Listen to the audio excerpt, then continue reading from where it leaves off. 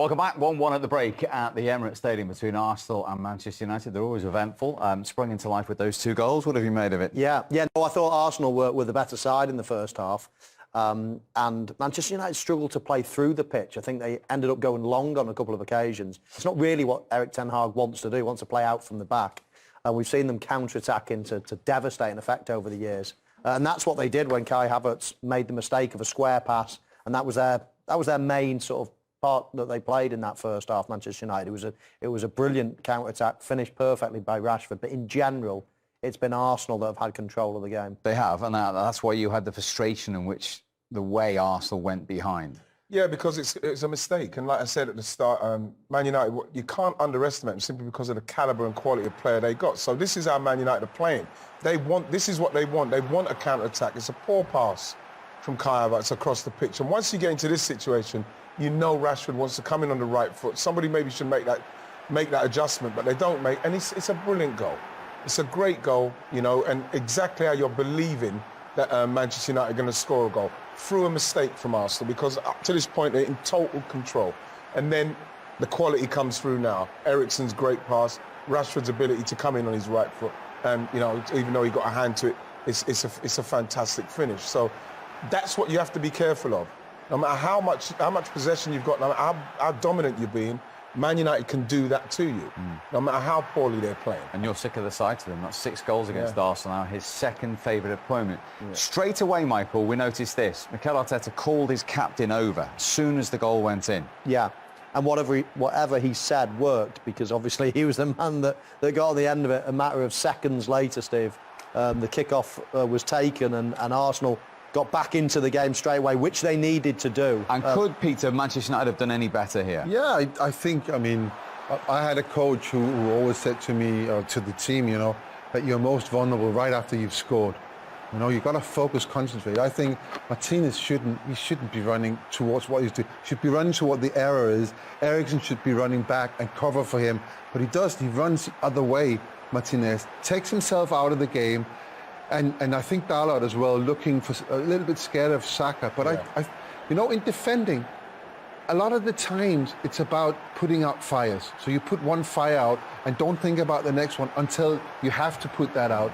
And I just think that, you know, the players, they weren't focused, they weren't concentrating enough. They were happy they were 1-0 up. And when you're up against that level of quality, the touch on the left-hand side, the cross in, and of course the ball ending at the feet of Odegaard, who's a fantastic player, well, then you're going to be penalised. It's great quality from Arsenal's point of view, and it's interesting that we both analysed the goals scored from the opposite viewpoint, where the mistakes are. But both goals actually ooze of quality. The pass, the finishing, it's really good stuff. At 0-0, Kai Havertz, what happened? Yeah. You know, you just want these kind of things to happen for him. He's obviously, with this, Steve, he's taking his eye off the ball. I'm thinking this is what he needs. You know what I mean? He needs to settle himself down. There's a lot of talk about him, but like, for me, it's a great touch, Pete.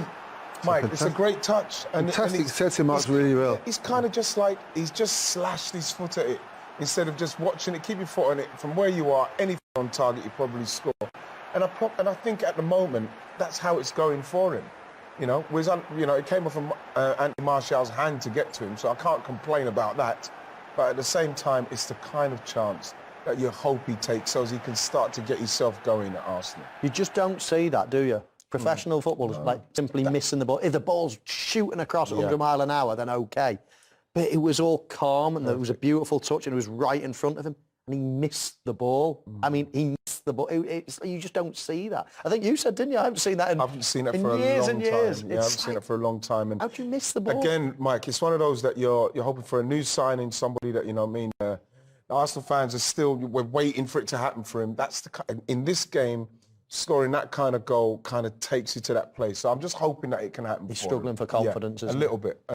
Yep, he's 15 club games without a goal, Kai Havertz. So 1-1 at half. Mikel, Thomas Partey, obviously, unfortunately, the news was already out there, but how serious is it? What can you tell us? We need a few more tests, but yeah, he felt something in training, then I think he will be out for a couple of weeks. Okay. How big is the adjustment without him? And obviously it helps Gabriel and Zinchenko coming in, having made such huge contributions last season. Well, he had the capacity to play in various positions, and today probably was a game for him to play in a different position that he's been playing, but he's not available.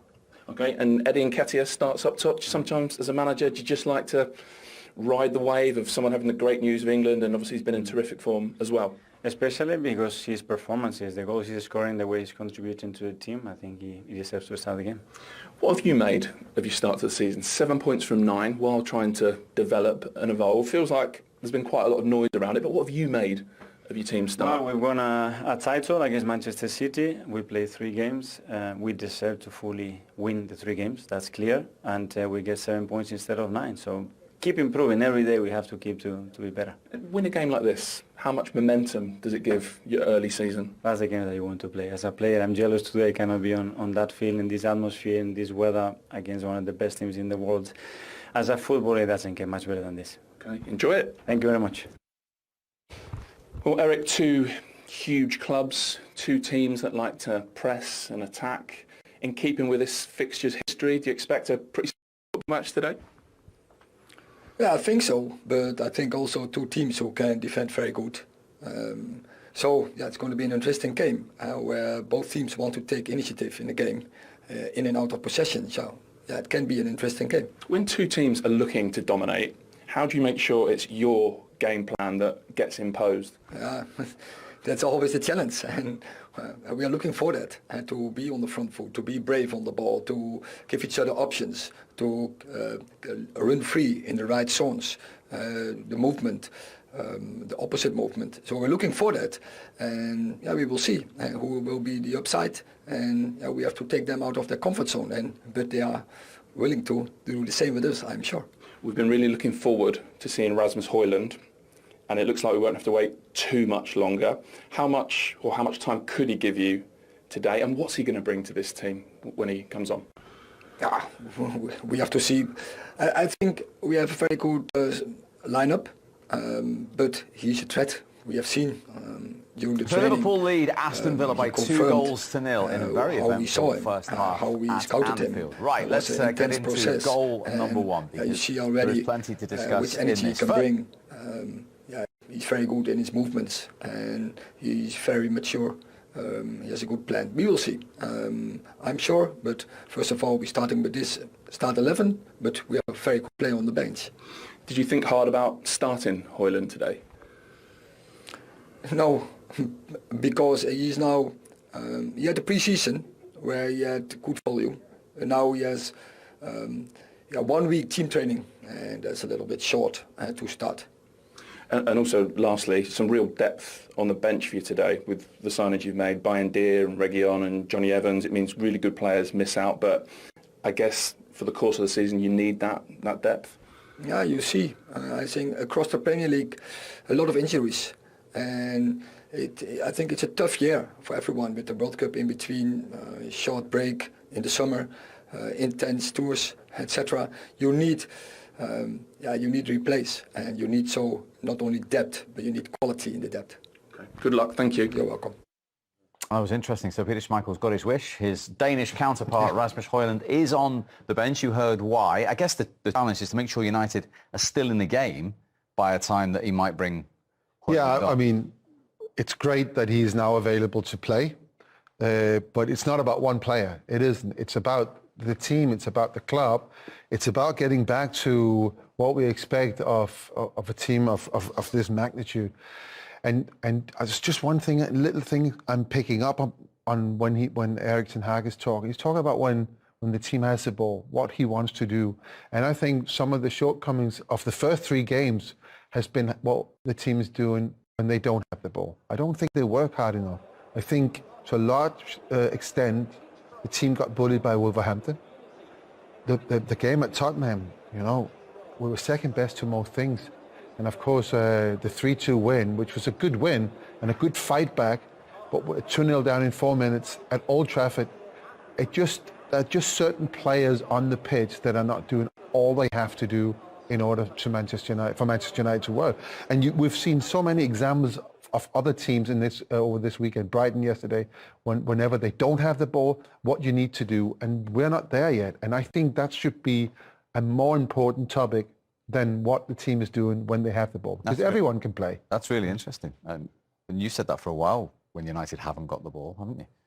Yeah, lots of teams now you see, they press high, they win the ball back quickly. I've never really felt that from Manchester United. In fact, it was one of the big accusations, wasn't it, when Cristiano Ronaldo was around, that they can't win the ball back with that type of player. Well, now they've not got him and they still don't really win it. Well, they do win it back, don't get me wrong, but they could do it better, let's say. And to be a very good team now, you have to be exquisite out of possession as well as with possession as well. Really interesting as well. I mean, we just heard the interview there and saying there's depth on the bench. I mean, we all looked at each other and shook our head. That's possibly one of the most average benches I've ever seen. You might have been talking about Arsenal's. Manchester United. Well, Arsenal's is very strong, There's some depth in you'd that, say yeah. today. Yeah. But that's... there's one, maybe two game changers on that bench. Absolutely. Arsenal's bench is strong. Jesus is on it. That means Nketiah gets the nod. Yeah. Happy with that? I am happy with that.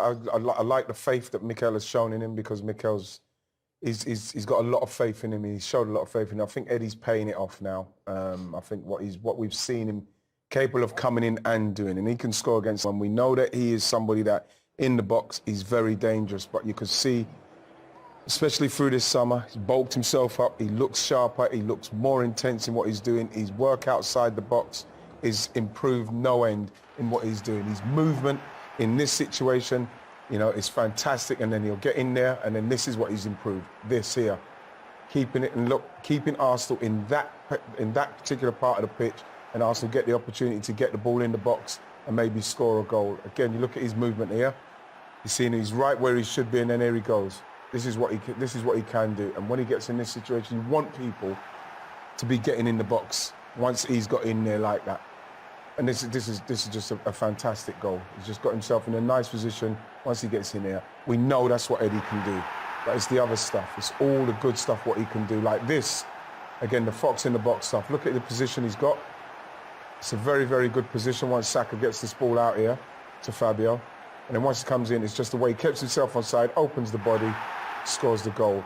Mikel's been seeing that in training. He's not somebody that complains. He's never complained, even when he knows that he should be getting an opportunity. He signed a very good contract. He's waited his turn. And that's why him getting the chance to play now, even though Jesus is fit, is a very good big tick in his box for me. Massive tick in his box. And of course, he got 2 goals in this fixture against United last season. That may well have been in Mikel Arteta's mind. A lot of talk about the back four, the back five when Partey was playing. He's out, but Gabriel and Zinchenko are back, and they were a big part of what they did defensively last season. Definitely. I mean, I'm pretty sure Arteta didn't want to not be playing Gabriel, but he's almost disciplined him, I think, over recent weeks. He was a large part of their season, how good they were at the back last season, and he's developed a great partnership with Saliba. So, yeah, it's important for Arsenal fans to see him back now, right here, I'd suggest. Absolutely, yeah. Everyone was baffled. We're talking about somebody who's, 70 games on the spin, and then all of a sudden he was left out, and I think it's because he's trying something, Mikel. He's trying something else with Thomas Partey inverting, because when we lost Saliba, it literally decimated the right-hand side of the pitch for Arsenal. We couldn't get Saka into the game as much as we'd like to, and he's trying to get that going as well, because we know that once we get Saka going, we could get both sides going, then, Arsenal can be even more potent than they are. But, it wasn't happening, and he's trying something. And this is the time I believe that Mikel should be trying something. This stage of the season, as long as you don't lose the games. Obviously, it's disappointing, Fulham coming back with 10 men. But, you don't lose the games. That's the main thing. Now, this game, for me, is a must-win game. We have to beat them. At home, where we want to be, our aspirations, we have to beat Man United. Mm. Could be a marker game in that sense, early doors. It could be, yeah. Yeah, I mean, 2 teams that are probably, by their standards, been in the wilderness for a little while now. And you would say that Arsenal are the team that are improving at a faster rate of knots at the moment. United have still got a little way to go.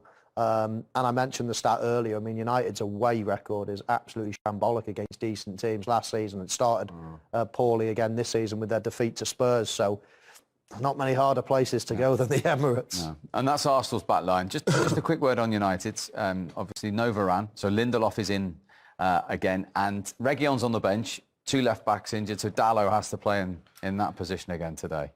Well, I've actually been quite fond of Dalot over the last year. I think he's improved a lot. He, of course, started last season on the right-hand side, and then he played a few games on the left-hand side and played well. I have to say, in the last game, he wasn't very good, and he got substituted as well. And I'm looking at him in that game thinking, next week, you're up against Saka. How's that going to go? He's got the nod. He might have just had a bad day. He's been quite decent. So, of course, the club's been scrambling to get a left back in because of the injury to Malacia and Luke Shaw. And Luke Shaw has been a fantastic player. It's a big, big miss to not have him for his leadership, his play up the pitch, and of course his defending. But you give the players who've been loyal, you give them another opportunity to show that they're okay. One game doesn't make you bad, but it's a big, big call for him today. And that's where I see the worry today. I like Lindelof. I think Lindelof is a fantastic defender. I'm not worried about him in there. Okay. I think he's clever. I think he puts himself in the right positions. I think he's really good when he gets the ball going forward. And I think he could have been someone you could put in at number one and then you build it up around him. But he's always been that number 3 one, always. And I think once you are in that frame of mind, it makes it difficult to come in and completely dominate. I think it's going to be interesting as well, Martinelli up against Wan-Bissaka, and like you mentioned, Saka and Dalot. You know, Saka going in on his strong left foot, Dalot obviously right-footed, so that might be a natural match-up with them. But I think that, you know, Arsenal's midfield, if we can get through that midfield with energy and start quickly, I think a lack of concentration at the start of the games has not been good for us. We need to start a lot sharper than we've been starting and not concede early. And I believe we have to put a lot of pressure on Man United very, very early and let them know that that's how it's going to be for the game. Okay, well, last weekend, of course, but